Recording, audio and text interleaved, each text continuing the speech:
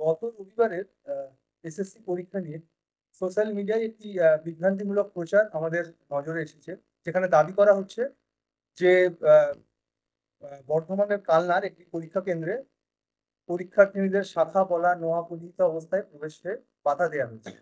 বিষয়টি নিয়ে আমরা বিস্তারিত খোঁজ নিয়েছি এবং আমরা যেটা জানতে পেরেছি সেটা হচ্ছে রাজ্যের অন্যান্য জায়গার মতো বর্ধমানের ওই পরীক্ষা কেন্দ্রেও প্রবেশ পথে চেকিং এর দায়িত্ব ছিল একটি বেসরকারি সংস্থা। সেই সংস্থার এক কর্মী একটি পরীক্ষার্থীকে হলে ঢোকার আগে নোয়া খুলে ঢুকতে বলেন, যেহেতু নোয়াটি ছিল ধাতব। ওই পরীক্ষার্থী বিষয়টি সঙ্গে সঙ্গে কর্তৃপক্ষের নজরে আনেন এবং কর্তৃপক্ষ ওখানে ইন্টারভেন করে এবং ওনার নোয়া পরিহিত অবস্থাতেই উনি নিরাপদে এবং নির্বিঘ্নে পরীক্ষাটি দেন।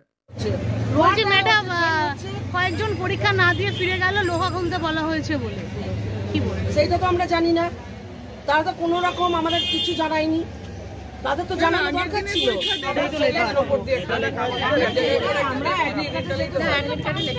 পুরো বিষয়টি ছিল একটি বিচ্ছিন্ন ভুল বোঝাবুঝির ঘটনা, কারণ সরকারের কাছে সকল ধর্মের প্রচলিত আচরণবিধি সমান সম্মান। তবু এর সঙ্গে যারা ধর্মকে জড়িয়ে উস্কানিমূলক এবং বিভ্রান্তিকর প্রচার চালাচ্ছেন তাদের বিরুদ্ধে আমরা প্রয়োজনীয় এবং আইনানুগ ব্যবস্থা। আগের দিন পরীক্ষা দিল, আগের দিন কোনো কিছু বলেনি, আবার এটাও তো না হলে হবে না। এটা শাখাটা থাকবে, শাখাটা থাকবে আর এটা নিয়ে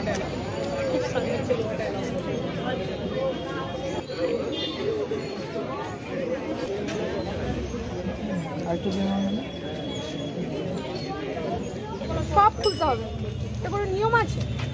আমি পরীক্ষা দেবো না, তাও বেটে ওনারা কি বললেন আপনার উত্তরে? খুলতে হবে, মেটাল ডিটেক্ট করছে মানে খুলতে হবে। আমি পরীক্ষা দেবোই না, বলেছি তো যে আমার 1 মাস হয়েছে দিয়েছে, আপনি চেক করে দেখুন যে নোয়াটার মধ্যে কি আছে, প্লেন লোহার নোয়া থেকে কি আছে। আপনারা স্কুলেও চেকিং করছেন, তা সত্ত্বেও আজকে নতুন যারা বিবাহিত তাদেরকে যদি বলে লোহা খুলতে, অসম্ভব ব্যাপার। মানে আপনাকে এখানে এক মিনিট, আপনাকে কি বলা হয়েছে এখানে? হ্যাঁ বলেছেন লোহা খুলতে, আমি বলেছি আমি খুলবো না। এখনই বলেছে? আপনি যখন খুলবেন না বললেন তখন তারা কি বললো? ওইটুকুই বলছে, তারা আর কিছু বলছে না।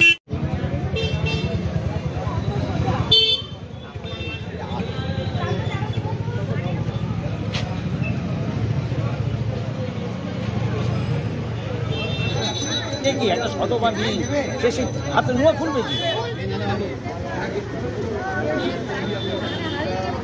কয়েকজন পরীক্ষা না দিয়ে ফিরে গেল লোহা খুলতে বলা হয়েছে বলে, কি বলবেন? সেইটা তো আমরা জানি না, তারা তো কোনো রকম আমাদের কিছু জানায়নি, তাদের তো জানানো দরকার ছিল।